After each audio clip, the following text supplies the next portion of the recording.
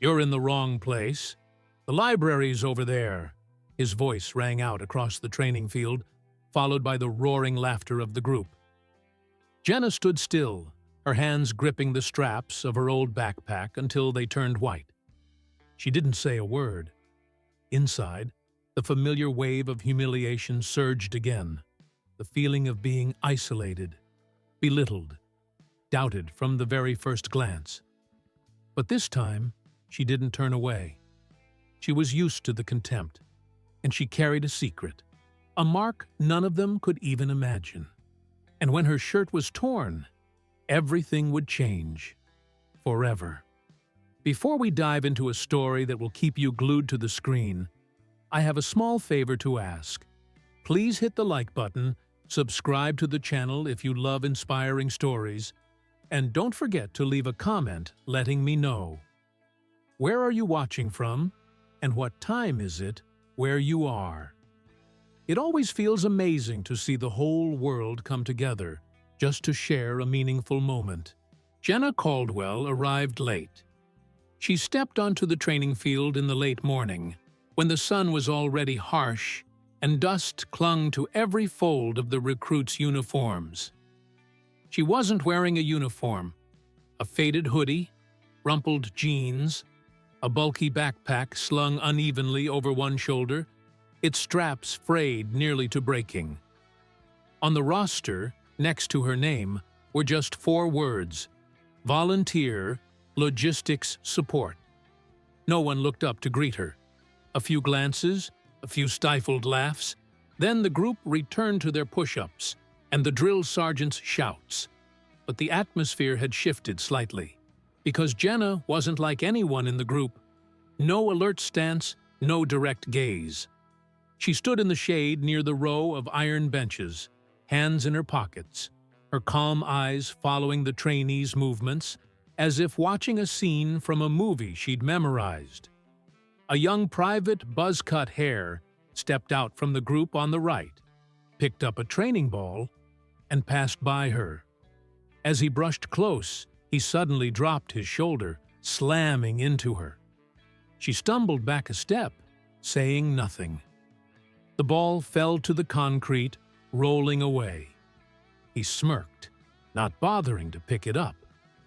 Another recruit deliberately dropped a water bottle at her feet. When she bent to pick it up, a shove from behind sent her sprawling. Her knee scraped the concrete, leaving a mark. There were muffled chuckles. Quick footsteps retreated.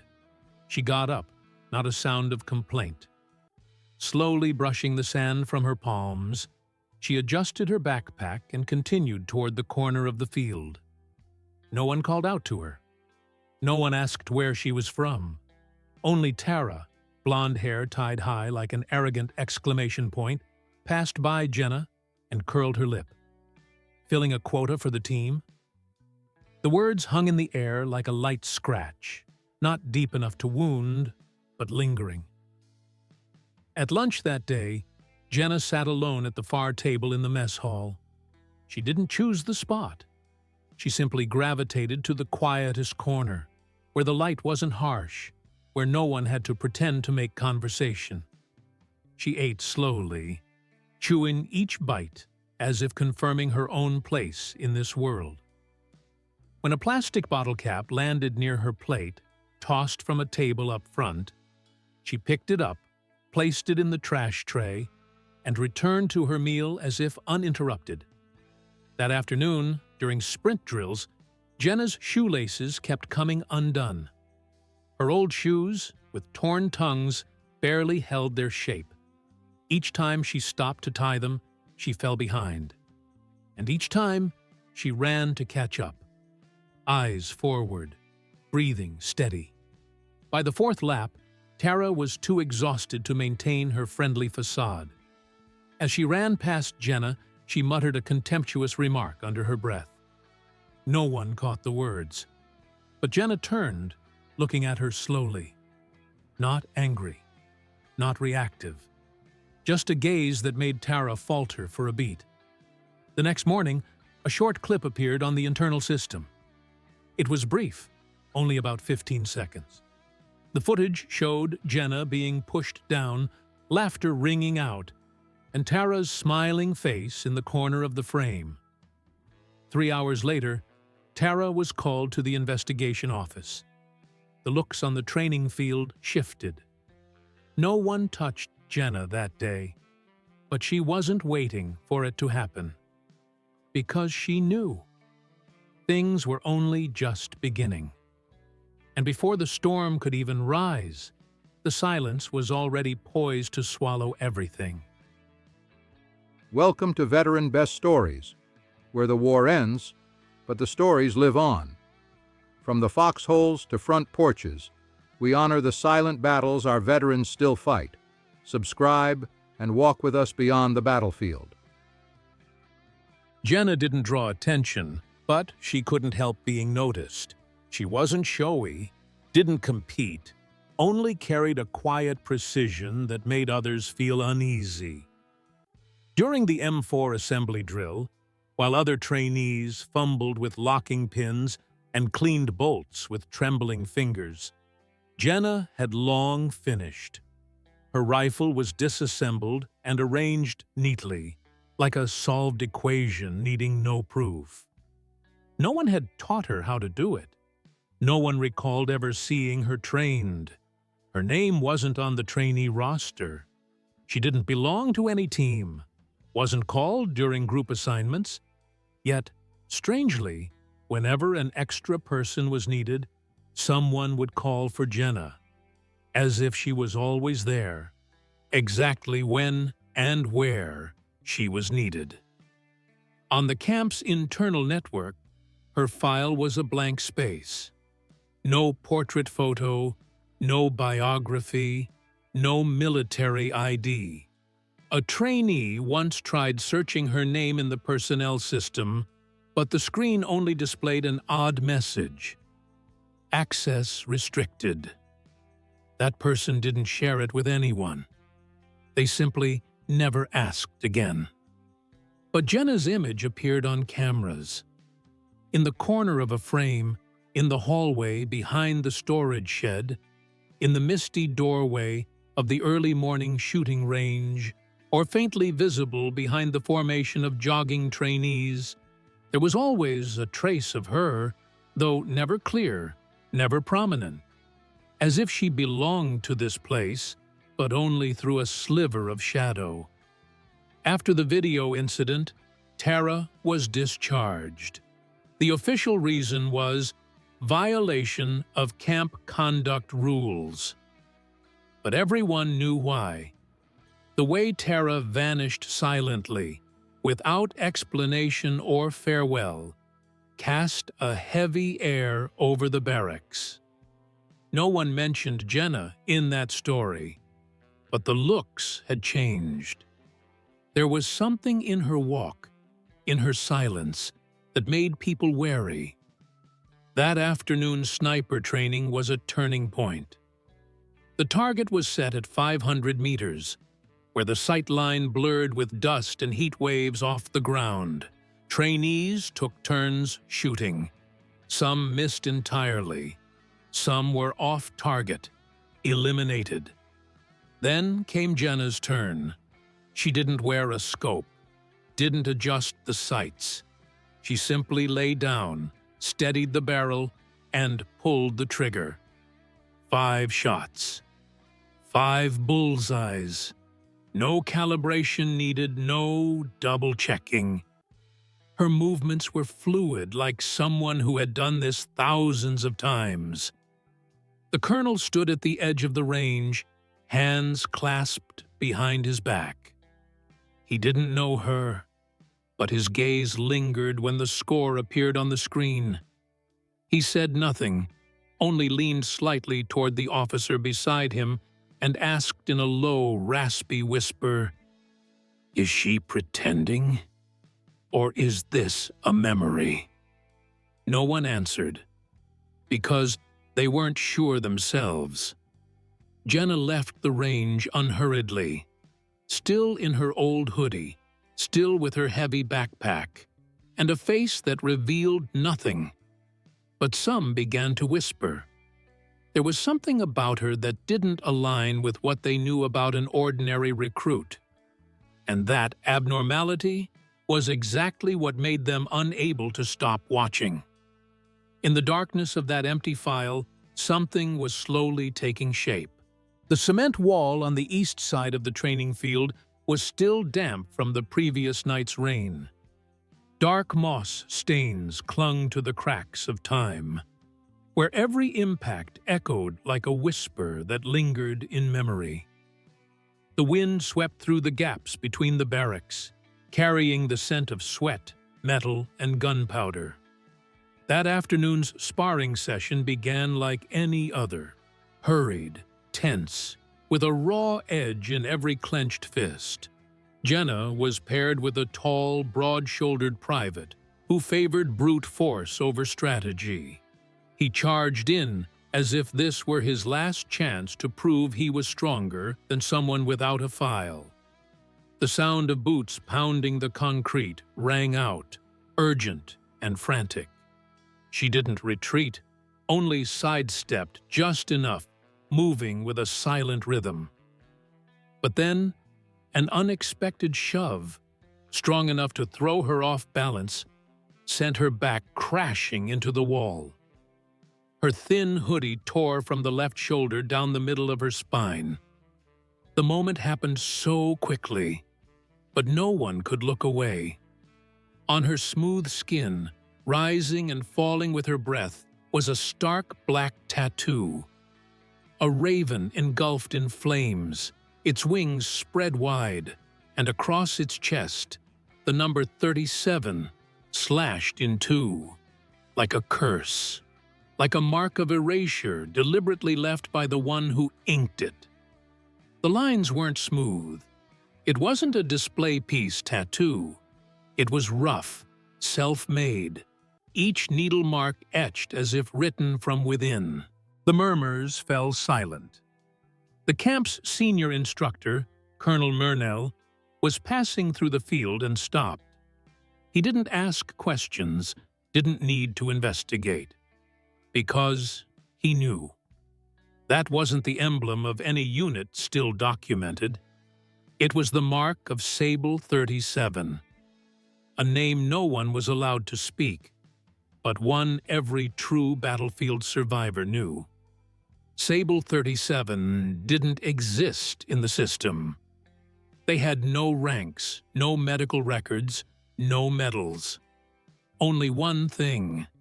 To bear that mark, one had to survive 7 years of training under Black Forge, a name no one knew by face, but one that had orchestrated operations never officially acknowledged. Jenna didn't turn around. She stood still, her hand pulling the hoodie forward, but not covering the tattoo. She didn't tremble. She didn't even breathe heavily. There was only a stillness radiating from her, a strange kind of reverence that made the trainees who once mocked her now swallow hard. Colonel Murnell approached, unhurried, each step resonating like a slow drum beat. When he stood before Jenna, he paused for a split second, then raised his hand in a full, formal military salute. He didn't ask who she was. It wasn't necessary. He had seen enough. Behind him, other officers quietly stood at attention. The first was the lieutenant who oversaw the sniper test the day before. The second was the female major in charge of the barracks. And then, one by one, the trainees, slowly, more by instinct than command, began to stand straight, eyes fixed on her. Jenna still said nothing. The wind swept through the camp's gaps again, this time carrying a heavy silence. The private who had torn her shirt stepped back, his face pale. He was breathing heavily, not from exhaustion, but from realizing, for the first time in his life, that he had crossed a line that couldn't be undone. In the camp, there were unwritten laws, symbols no one taught. and salutes not given to those who only knew brute force. And in that moment, they understood. They were standing before someone who didn't belong to the ranks, but to legend. Dear audience, take a moment to relax or grab a glass of water. Then keep listening to the story. There are still surprises ahead. Comment 1 if you're loving the story, so we know you're still with us. After Colonel Murnell's salute, Jenna wasn't placed on a podium of honor, nor was she officially recognized. But the next morning, her name unexpectedly appeared on the training roster for Alpha Squad. Under the notes column, there was only one line: observe and apply. She didn't give orders, didn't read commands.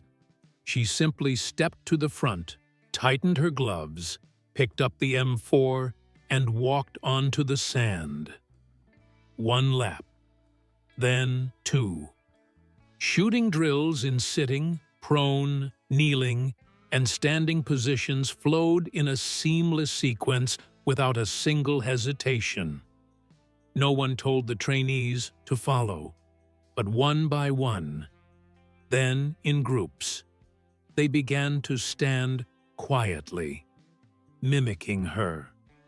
Not because they were forced, but because they felt the need to do it as she did. The training unfolded in silence. There was something about her small frame that made words feel redundant.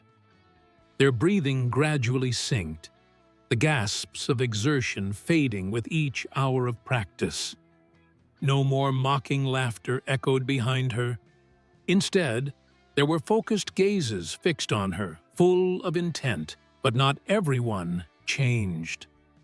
One afternoon, during an obstacle course drill, Jenna's team lost points. The knot securing the medical kit had come loose, spilling all the supplies. The team leader, a trainee with a strong track record, immediately pointed at Jenna, saying she was responsible for the final check. No one argued, but no one agreed either. Jenna didn't react.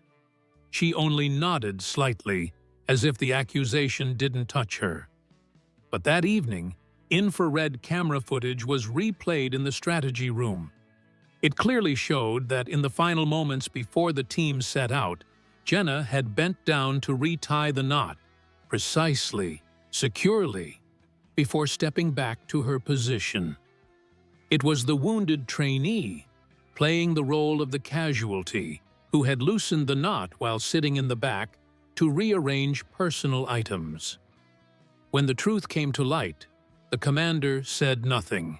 He simply erased the evaluation result and added a note: error due to individual action, not the coordinator's fault.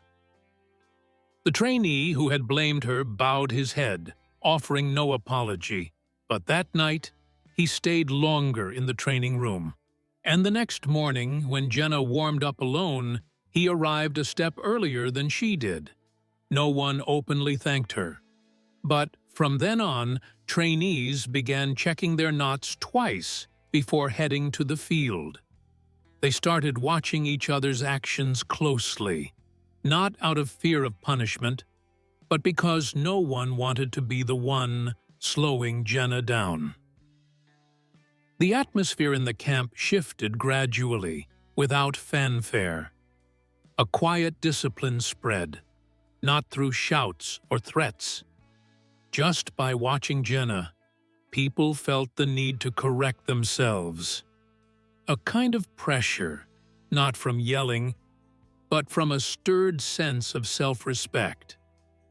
Some muttered, "We should have listened to her sooner." But Jenna didn't need them to listen.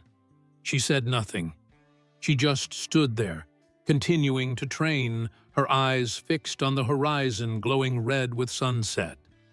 And then, when lessons arrived without blackboards or chalk, people began to understand. Silence could be the most powerful flag of all. In the days following that failed exercise, Jenna kept to her usual routine. She woke earliest, training silently on the gravel field while dew still clung to the cracks in the concrete. The sun hadn't yet reached her when her shirt was already soaked with sweat. She ate little, spoke even less, and never held anyone's gaze for long. During a routine rearrangement of the bunk beds at the far end of Area A, a young recruit named Karsten, always curious but never bold enough to approach Jenna, stumbled upon something unusual. An old photograph, its edges crumpled, was caught behind a rusty iron bed frame. The image was faded, one corner blurred by uneven light. It showed a girl, about 14, with her hair tied low, her eyes sharper than her years. Beside her stood a tall man in a black coat, a mask covering the lower half of his face. Nothing in the photo identified who they were. No insignia, no date. But pinned to the back was a small note. Black ink, handwritten, in a hurried but steady script. Put down the weapon, but never put down the silence. Below it was a scribbled symbol, an empty triangle inside a circle. A mark that had briefly appeared in a classified file some officers had mentioned. Black Forge. Karsten didn't show the photo to anyone. He slipped it into his pocket, as if he'd found the final piece of a map he lacked the knowledge to read. But the story spread quickly, as secrets always do in confined spaces.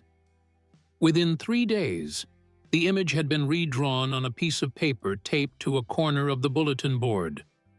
No one claimed to be the artist. Jenna saw it. She stood before the paper for a long moment, not touching it, not taking it down. Her gaze lingered for the span of a single breath, then she turned away. But from that day, she no longer trained in the early morning field. She shifted her schedule, starting after the sun had risen. No one asked why. One evening, as the camp slept deeply, Jenna left her bunk. She moved silently through the hallway, her hand gripping something in her pocket. She went to the old shooting range, once used for nighttime training but now abandoned. There, she burned a piece of paper. The flame was small, its flickering light like trembling fingers. The fire reflected in her eyes, not sad, not regretful, just accepting. Some things in the past couldn't be severed, like the tattoo dried on her skin, like the calluses worn into the heels of her boots.